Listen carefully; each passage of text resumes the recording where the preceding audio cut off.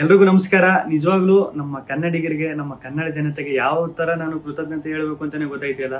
ನಿಜವಾಗ್ಲೂ ನಾನು big boss ಮನೆ ಒಳಗಡೆ ಇದ್ದಾಗ ಹೊರಗಡೆ ನನಗೆ ಈ ಥರ ಸಪೋರ್ಟ್ ಸಿಗ್ತೈತೆ, ಈ ಥರ ನನ್ನ ಎಲ್ಲ ಪ್ರೀತಿಸ್ತವ್ರೆ, ಆ ಪ್ರೀತಿ ಪ್ರೋತ್ಸಾಹ ಕೊಡ್ತವ್ರೆ ಅಂತ ಮನ್ಸಲ್ಲೂ ಅನ್ಕೊಂಡಿರಲಿಲ್ಲ. ಸಖತ್ ಖುಷಿ ಆಯಿತು ಆಚೆಗೆ ಬಂದಾಗ. ಇನ್ನೂ ನನಗೆ ನಾನೇ ನಂಬೋಕಾಯ್ತಿಲ್ಲ.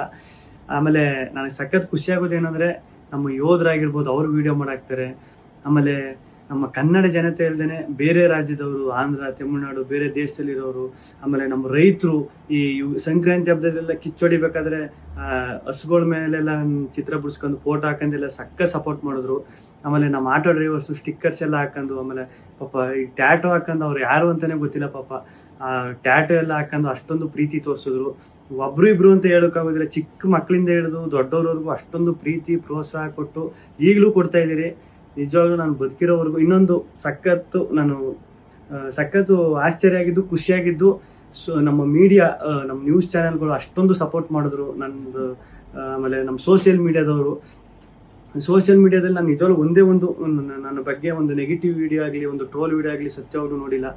ನಿಮ್ಮ ಪ್ರೀತಿ ಪ್ರೋತ್ಸಾಹ ಎಲ್ಲ ಹಿಂಗೆ ಇರಲಿ ಕೊನೆವರೆಗೂ.